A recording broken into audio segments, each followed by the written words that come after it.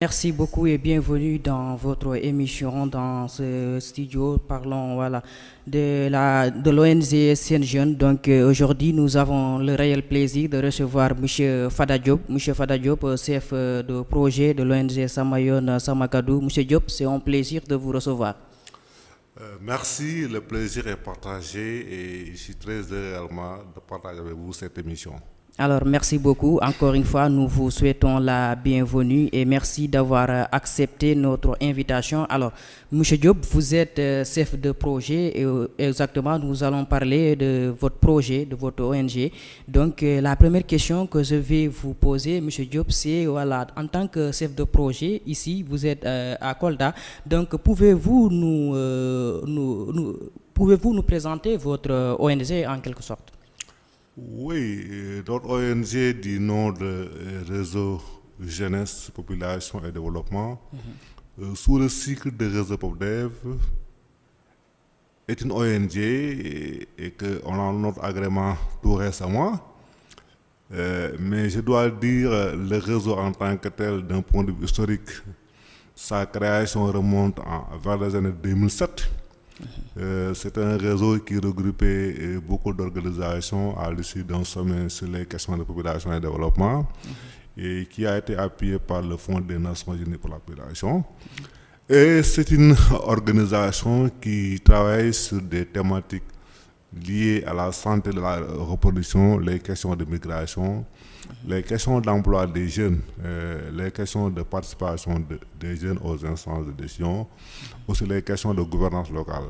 C'est un réseau également qui travaille beaucoup sur le suivi des ODD, et que c'est un réseau qui a un ancrage national. Nous avons des antennes partout au Sénégal et quelque part, nous avons également une dynamique relationnelle à l'international. Donc c'est un réseau qui a mobilisé beaucoup de ressources, en tout cas en termes de projets et de programmes, allant dans le sens de contribuer au bien-être des communautés, en particulier des hommes et des jeunes. Donc, si j'ai bien compris votre réponse, on peut dire que votre réseau n'est pas uniquement au Sénégal. Oui, en fait, c'est une organisation nationale, mais nous sommes membres de plateformes à l'international. Nous assurons le secrétariat d'Afrienne, qui est un regroupement environ de 25 pays de l'Afrique de l'Ouest et du Centre. C'est une plateforme qui travaille sur les questions de participation aux jeunes, sur les questions de santé de la reproduction, sur les questions de gouvernance, sur les questions également de démocratie. Voilà, merci beaucoup de nous avoir présenté un peu votre ONG et surtout votre réseau. Donc, en tant que ONG, en tant que réseau qui intervient ici à Kolda, est-ce que vous pouvez nous dire dans quel contexte est née votre ONG? Oui, je l'ai rappelé en fait, notre ONG a été créée sur la base en tout cas d'un environnement marqué par un peu le désespoir des jeunes, la timidité de la participation des jeunes aux instances de décision, cette prise en compte très faible de la santé de la reproduction dans les politiques nationales, cette question de suivi par rapport aux besoins et aspirations des jeunes dans les agendas à l'échelle internationale, au niveau sous-régional et au niveau local. Donc c'est un réseau qui quelque part a vu le jour sur la base d'un environnement où quelque part les jeunes étaient un peu dans le désarroi.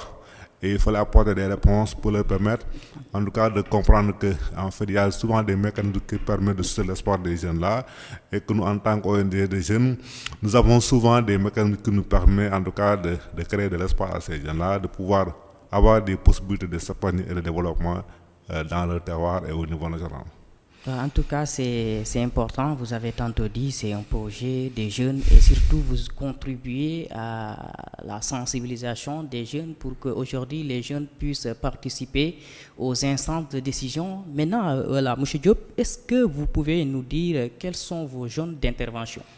Oui, maintenant j'ai parlé un peu du contexte de création de l'ONG. Maintenant, le projet en tant que tel, Samayon Samakadou a vu le jour sur la base d'une étude exploratoire qu'on a fait dans les communes de Kolda et de Tamba, avec l'IPDSR qui est une institution universitaire et qui a révélé dans une récente action qu'on appelle la phase NACD, autrement dit une phase exploratoire, avec des problèmes sociaux qui quelque part doivent heurter la sensibilité de nos autorités politiques et administratives. Autrement dit, cette étude a révélé quelque part, surtout dans la commune de Kolda, il y a cette question de sous-emploi des jeunes, il y a cette question de migration clandestine, il y a cette question de toxicomanie, de drogue ou d'alcool qui quelque part commence à déstabiliser ces jeunes-là. Donc, si les jeunes sont dans une situation de vulnérabilité, et il fallait vraiment apporter des réponses par rapport à leurs besoins. Donc, c'est sur la base d'une étude scientifique qui a révélé en tout cas des choses alarmantes qu'on a pu créer une dynamique via un consortium sous le lead du réseau POPDEV, l'université à travers l'IPDSR, la commune de Kolda, la commune de Tamba, la division santé mentale et le réseau Sigrid Jigéen. Donc c'est ce consortium-là qui a porté ce projet de santé mentale du nom Soyon Samakadou. Ok. Donc, si je comprends, le nom de l'ONG, c'est Samayon Samakadou. C'est le nom du projet. Ok. Maintenant, le nom de l'ONG, c'est Réseau POPDEV, qu'on appelle Réseau Jeunesse, Population et Développement. Maintenant, quand on est ONG, nous développons beaucoup de projets. Donc, ce projet n'est qu'une illustration sur tant de projets que nous portons nous en tant qu'ONG. Maintenant, ce projet, en fait, est dans une perspective de renforcer ce qu'on appelle la philosophie de la décentralisation. Vous savez, au niveau des terroirs, l'État central transfère des fonds, en fait, transfère des compétences, j'allais dire, mais souvent les moyens font défaut. Et que le bailleur de fonds qui a financé ce projet est dans une approche de renforcer cette politique de décentralisation au niveau local en essayant d'amener des ressources supplémentaires à la collectivité locale pour asseoir des politiques locales et des plans qui vont répondre aux besoins et aspirations des jeunes ou bien des communautés. C'est pourquoi, dans l'orientation du projet, en fait, il y a 3 composantes essentielles. La première composante, c'est le renforcement de l'autonomisation des jeunes. Il fallait travailler dans un environnement qui permet de renforcer le leadership des jeunes sur des questions de développement, sur des questions qui, quelque part, posent un problème de devenir pour cette cible-là. Il fallait créer des mécanismes qui leur permettent d'être beaucoup plus autonomes. La deuxième composante, c'est la résilience communautaire. On parle beaucoup de santé mentale.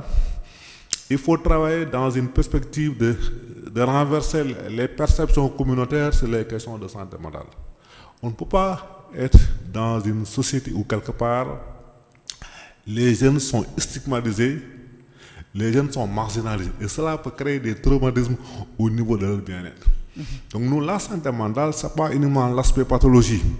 C'est de faire en sorte qu'on puisse travailler sur l'éveil de conscience des communautés à comprendre quel est le rôle à faire dans l'anticipation pour que les jeunes ne soient pas dans des situations de traumatisme. La troisième composante, c'est la gouvernance locale. Aujourd'hui, les questions de santé mentale, à notre avis, doivent être prises en compte dans les politiques locales. C'est pourquoi aujourd'hui, les communes sont dans l'exercice des débats d'orientation budgétaire et que nous, dans nos actions de plaidoyer, c'est de faire en sorte que les jeunes et les communautés, à travers les consultations communautaires, puissent porter la santé mentale comme une priorité dans les composantes des plans de santé des communes. C'est pourquoi notre cœur de mesure, c'est de faire en sorte que les jeunes puissent porter le plaidoyer, mais avec le soutien des communautés. Merci.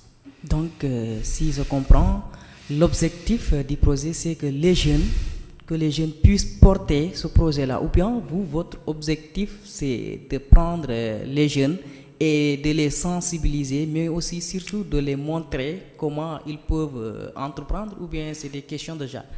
Oui, c'est en fait, c'est de faire en sorte que le niveau local, la commune de Kolda, puisse inscrire dans ses politiques locales la santé mentale comme une priorité principale. Maintenant, la santé mentale a des déterminants socio-économiques et culturels autour de la question de la pauvreté, la question du sous-emploi des jeunes, la question de l'alcool et du tabac. C'est des questions que nous pensons doivent faire l'objet d'un diagnostic approfondi au niveau terroir, et que le gouvernement local, à travers les sources déconcentrées, puisse apporter des réponses techniques. Et ça, on peut le faire en laissant à rade les jeunes qui sont à la fois cibles et acteurs du processus. Donc les jeunes, leur rôle, c'est de porter le plaidoyer auprès des décideurs politiques, mais qu'ils fassent également le suivi de leurs engagements pour que les questions de santé mentale soient suffisamment prises en compte dans l'orientation des politiques de développement. Et c'est pourquoi c'est vrai que la cible du projet, ce sont les adolescents de 10 à 24 ans qui sont élèves ou non élèves et qui ont besoin d'un accompagnement. C'est dans ce sens qu'il y a une composante essentielle qui est développée par le projet, c'est l'entrepreneuriat des jeunes. On n'est pas une agence d'emploi, mais nous voulons travailler sur des mécanismes de financement, sur des opportunités de formation et d'insertion des jeunes pour que cette cible puisse reprendre l'espoir. Parce que la question de santé mentale, c'est d'abord une question de bien-être mental. Et si quelque part on est dans un environnement où quelque part il y a l'obscurité, il n'y a pas de mécanisme durable pour assurer les jeunes qu'ils peuvent vivre à Kolda, s'épanouir et gagner leur vie dignement, cela pose des problèmes. Et nous sommes optimistes avec l'écosystème qu'on a. Il y a cette ouverture des politiques et des secteurs allant dans le sens d'avoir des actions concertées pour mieux intégrer les questions de santé et de bien-être dans tous les niveaux de développement. Donc, évidemment, quand vous parlez des jeunes, je pense que vous avez déjà ciblé des catégories de jeunes, parce que par exemple, il y a les jeunes filles, il y a les Jakartaman et les autres. Quand vous parlez de la question des santé mentale, le plus souvent, c'est ces jeunes-là qui sont laissés, par exemple, en rade par leur famille. Ici, est-ce qu'on peut dire que le réseau PopDev ou bien le réseau, ou bien l'ONG, ou bien le projet Samayon Samakadou, son objectif, c'est de réintégrer ces jeunes-là? Oui, non seulement notre ambition, c'est de réintégrer ces jeunes-là, mais nous ne voulons pas même arriver à ce niveau de réintégration. Nous voulons anticiper en créant un environnement qui permet aux jeunes d'être assurés de leur devenir.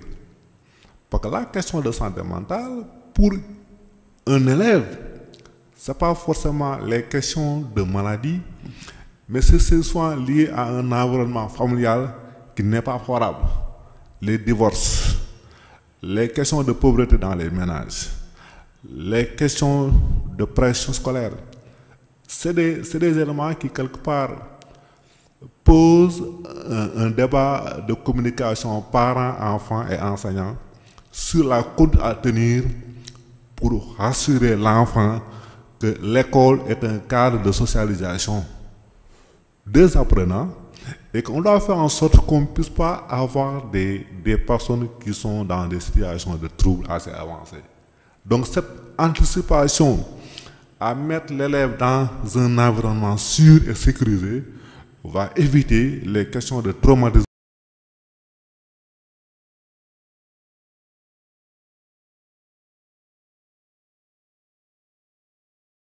Pour continuer, on était sur les jeunes d'intervention du projet. Et quand j'ai bien compris vos explications ou bien vos réponses, c'est que le projet Samayon Samakadou, son objectif c'est de redonner l'espoir à la jeunesse, de permettre à la jeunesse de s'exprimer surtout, si j'ai bien compris à vos réponses. Alors, tantôt vous étiez en train de parler des jeunes d'intervention. Est-ce que vous pouvez revenir un peu sur ces jeunes, sur quelles sont les régions, quelles sont les communes que votre projet est en train d'intervenir? Oui, le projet s'inscrit dans une approche locale. C'est pourquoi ce passage concerne exclusivement la commune de Kolda. Ok. La commune de Tamba. Donc, nous sommes présents dans les différents quartiers de la commune, là où on a installé des clubs de santé mentale dans les écoles et au niveau dans les quartiers. Donc, retenez, c'est un projet à l'échelle locale dans un premier temps. Ok. Donc, merci beaucoup. Donc, avant de passer, il y a quelque chose qui me vient en tête et on devrait commencer par ça. Le nom Samayon Samakadou. Pourquoi le nom Samayon Samakadou? Oui, en fait, c'est né d'un processus de co-création. C'est à la fois toutes les sensibilités de ce projet, y compris les jeunes qui ont pu proposer ce nom qui est assez communicant. Autrement dit, c'est une communication sélective. Parce qu'en fait, ma voix, mon chemin, c'est assez intéressant dans un contexte où quelque part, on a besoin d'amplifier la voix des jeunes, on a besoin que les jeunes soient orientés sur des créneaux d'emploi, on a également besoin de laisser les jeunes exprimer tout leur potentiel et leur énergie sur les questions d'entrepreneuriat, sur les questions de développement. Donc cette organisation repose sur vraiment cette indépendance des jeunes, de pouvoir s'exceller, de pouvoir libérer leur énergie dans le développement local. Donc le nom indique exactement les activités du projet, parce que quand on dit Samayon, Samakadou, exactement, il y a déjà quelque chose qui nous vient en tête. Donc les jeunes vont prendre ces responsabilités. Alors, donc M. Diop, est-ce que vous pouvez nous dire quelle est la durée de ce projet? En fait, c'est un projet sur une durée de 18 mois. Déjà, on a bouclé le premier semestre. Il nous reste environ une année de mise en œuvre d'ici septembre 2026. Mais ce qui est intéressant, c'est qu'avec le bailleur de fonds-là, s'il entre dans une commune, si les résultats sont concluants, il y a des phases, des possibilités de faire l'extension du projet, d'aller dans des cycles de 3 ans ou bien plus. Donc, je pense que tout dépend de l'engagement politique du maire, et surtout des jeunes, à montrer l'intérêt qu'ils ont pour ce projet et de pouvoir fournir des résultats satisfaisants pour réconforter les partenaires à soutenir davantage les jeunes. Donc, si je comprends, le projet est là 1 an, mais si les résultats sont positifs, le projet peut continuer. Oui, c'est un projet sur une période de 18 mois. Maintenant, c'est vrai qu'on a fait le premier semestre, il y a pratiquement une année de mise en œuvre. Mais c'est un partenaire qui est très open, qui souvent, si les résultats suivent, il est prêt à aller vers l'extension et la pérennisation des interventions. Donc cela veut dire que ça dépend des résultats et du partenaire. Alors, M. Diop, est-ce que on a parlé du durée, du nom Samayon, Samakadou, qui me faisait un peu comme ça, mais j'ai compris maintenant pourquoi l'appellation du nom Samayon, Samakadou. Alors, quels sont les axes ou bien quelles sont les grandes lignes que le projet Samayon, Samakadou veut tracer ou bien a déjà tracé? Oui, déjà nous avons, comme je l'ai rappelé, installé des clubs de santé mentale dans les écoles et dans les quartiers. On a commencé à former les jeunes sur le leadership et sur les questions de santé mentale. Nous allons bientôt ouvrir une fenêtre extrêmement importante sur l'entrepreneuriat et l'emploi des jeunes, parce que dans la phase diagnostique, l'étude a révélé clairement que les jeunes ont besoin d'un accompagnement pour leur insertion socio-économique et professionnelle. Et nous avons travaillé en rapport avec les communes et les jeunes pour dégager des filières de formation assez intéressantes. D'ailleurs, même j'ai travaillé avec mes équipes aujourd'hui pour finaliser les termes de référence allant dans le sens de commencer la composante insertion et entrepreneuriat des jeunes. Et ici à Kolda, ce qui est réconfortant, il y a un intérêt sur l'agrobusiness. Les jeunes ont demandé à être formés sur les techniques agricoles. Les jeunes ont besoin, ont réclamé également d'être capacités sur un peu tout ce qui est marketing digital. Les jeunes ont exprimé le besoin d'être renforcés sur un peu l'élaboration de CV, la négociation pour avoir de l'emploi, les instruments de financement qui existent, qui leur permettent de dérouler leur projet ou bien leur business. C'est-à-dire que nous allons ouvrir une fenêtre assez importante pour mieux susciter l'espoir à ces jeunes-là à travers des mécanismes d'emploi innovants. Alors, donc ça c'est de l'innovation parce que là ce que je vois c'est que le projet ça promet beaucoup.